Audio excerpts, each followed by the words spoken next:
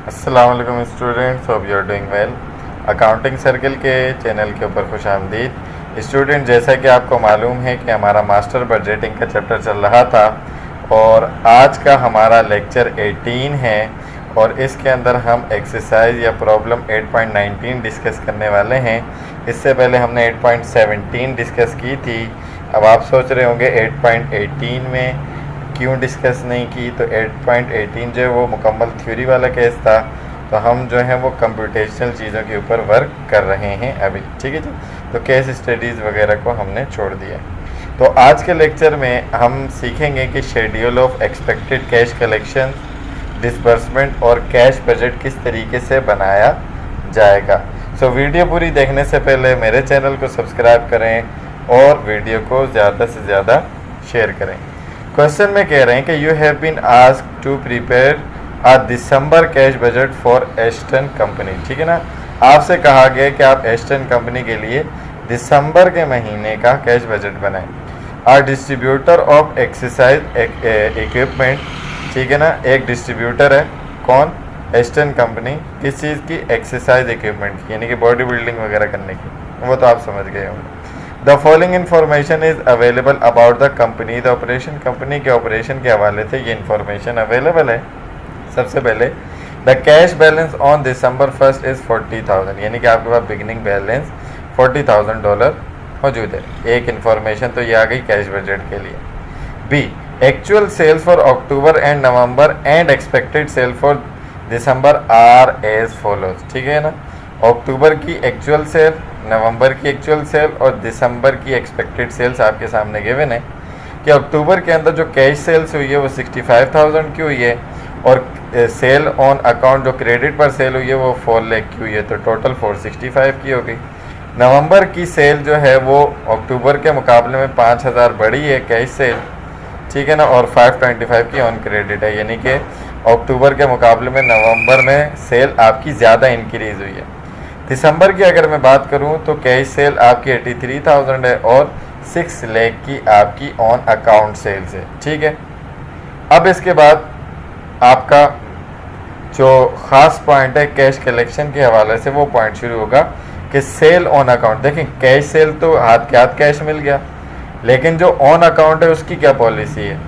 On account are collected over a 3 month period, जो उधार पर आपने बेचे हैं वो 3 मंथ के अंदर कलेक्ट किए जाएंगे। और कैसे? कि 20% collected in the month of sale, यानी कि अगर मैंने अक्टूबर में बेचा है तो ये 4 लाख का 20% तो इसी महीने में कलेक्ट कर लिया जाएगा। ठीक हो गया। 60% collected in the month following sale और इसका 60% यानी कि नवंबर में अगले मंथ फॉलोइंग सेल में कलेक्ट कर लिया जाएगा। And 18% collected in the second month following sale, यानी कि दिसंबर के अंदर 18% हो जाएगा।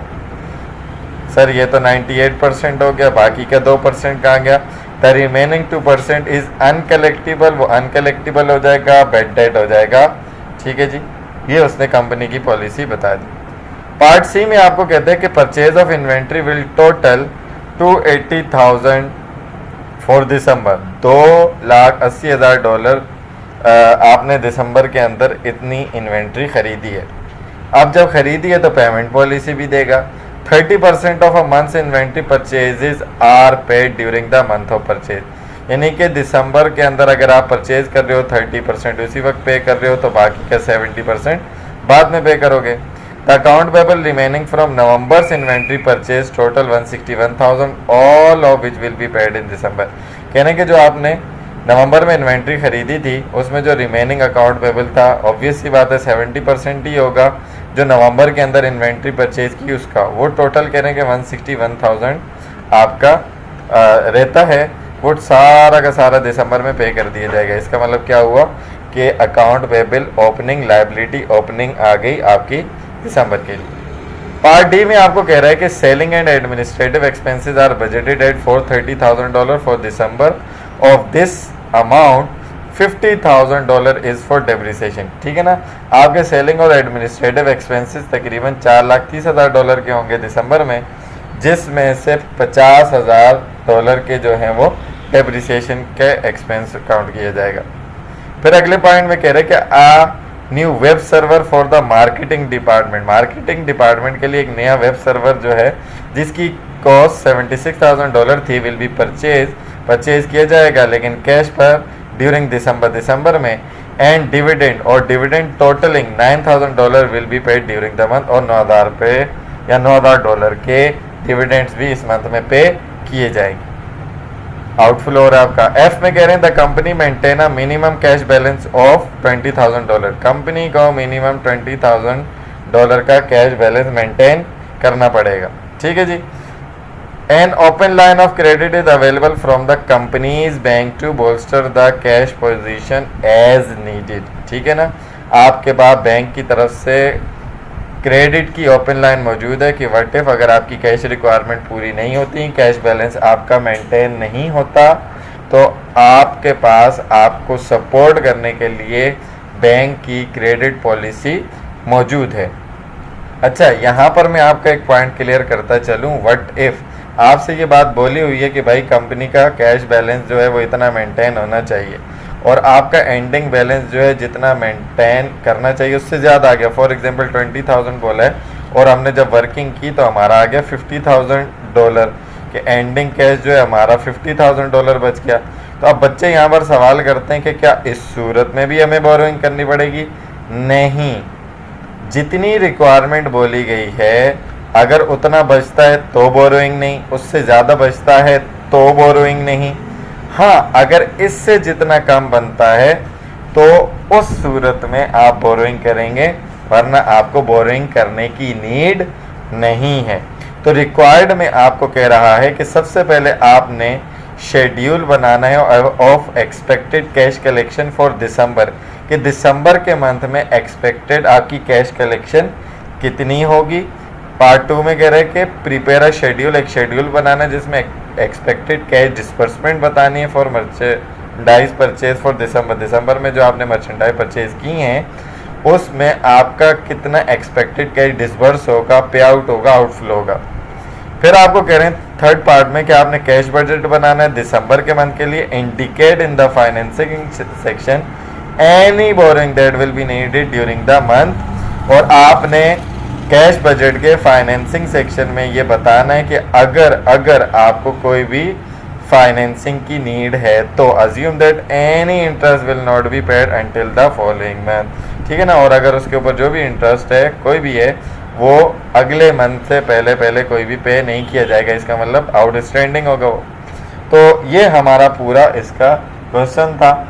अब चलते हैं हम इसके सॉल्यूशन की तरफ और देखते हैं कि हमने इसको किस तरीके से सॉल्व करना है, पहले, दूसरे और तीसरे पार्ट को। सो स्टूडेंट, सॉल्यूशन के अंदर सबसे पहले हम कैश कलेक्शन शेड्यूल बनाएंगे।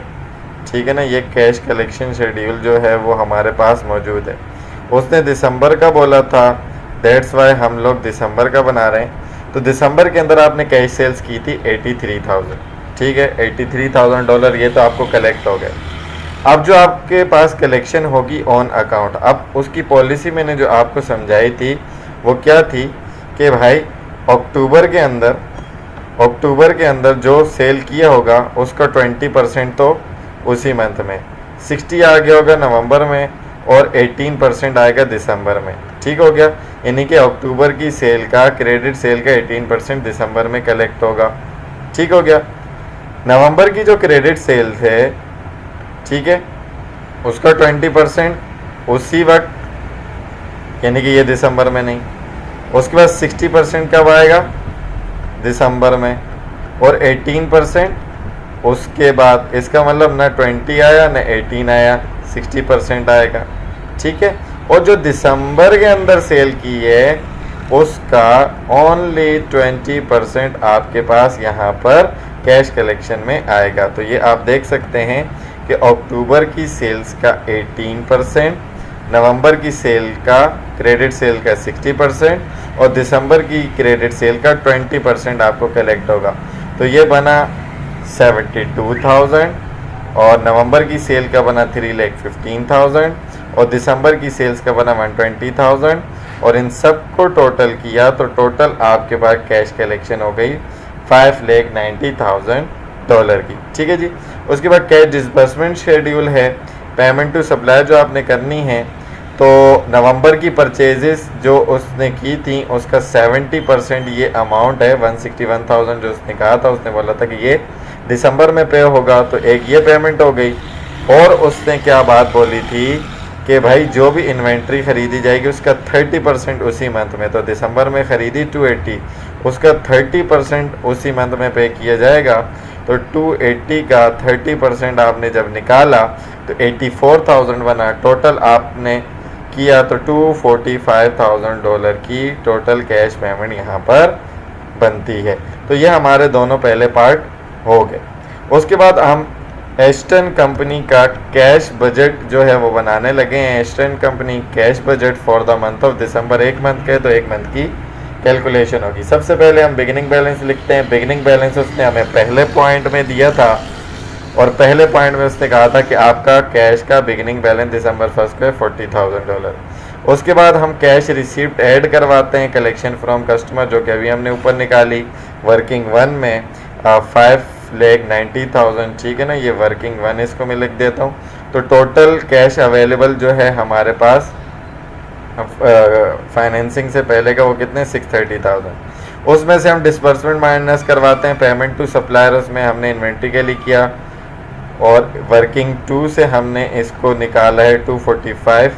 सेलिंग एंड एडमिनिस्ट्रेटिव एक्सपेंसेस कितने हैं, सेलिंग एंड एडमिनिस्ट्रेटिव एक्सपेंसेस जो कि 380 कैसे आए यहाँ पर कि 430 उसने गए थे, उसके अंदर उसने कहा था $50,000 का क्या है डेप्रिसिएशन है। तो डेप्रिसिएशन तो नॉन कैश आइटम है, तो उसको हटा कर अपने माइनस करवाया तो हमारा सेलिंग एंड एडमिनिस्ट्रेटिव में जो कैश का आउटफ्लो हुआ वो $380,000 का हुआ, ठीक हो गया। उसके बाद नया वेब सर्वर कैश से ख़रीदा 76,000 का और डिविडेंड पे किए 9,000 के। तो इन सब को अगर मैं टोटल करूं, ठीक है जी, तो मेरी टोटल कैश डिस्बर्समेंट जो बनती हैं वो कितनी बनती हैं, 245,000 प्लस 380,000 प्लस 76,000 और प्लस 9,000, तो ये 7,10,000 बनती हैं, ठीक हो गया। अब ये जो 7,10,000 टोटल कैश डिस्बर्समेंट हैं ये टोटल कैश अवेलेबल से एक्सेस कर रही हैं। इसका मतलब क्या हुआ कि एक्सेस या डेफिशिएंसी होगी of cash available our disbursement, यानी कि आप 80,000 रुपये से नेगेटिव में चले गए, ठीक है जी। तो अब जाहिर सी बात है कि उन्होंने क्या कहा था कि मिनिमम कैश अवेलेबल आपका कितना रहना चाहिए, मेंटेन $20,000 रहना चाहिए। अब $20,000 जब मेंटेन रहना चाहिए तो आप तो आ गए 80,000 नेगेटिव में, ठीक है। इट मीन्स कि आपको 1 लाख रुपए की बोरोइंग करनी पड़ेगी। जब आप 1 लाख की बोरोइंग करेंगे और 80 उसमें से माइनस हो जाएगा तो तभी तो आपके पास 20,000 का कैश अवेलेबल रहेगा, ठीक है जी। तो फाइनेंसिंग बोरिंग आपने की 1 लाख की, रीपेमेंट के हवाले से उसने कुछ नहीं कहा, इंटरेस्ट के हवाले से भी उसने नहीं कहा कि कितना लगेगा, उसने जस्ट ये कहा कि अंटिल फॉलोइंग मंथ नहीं आ जाता तो वो तो बात की बात है।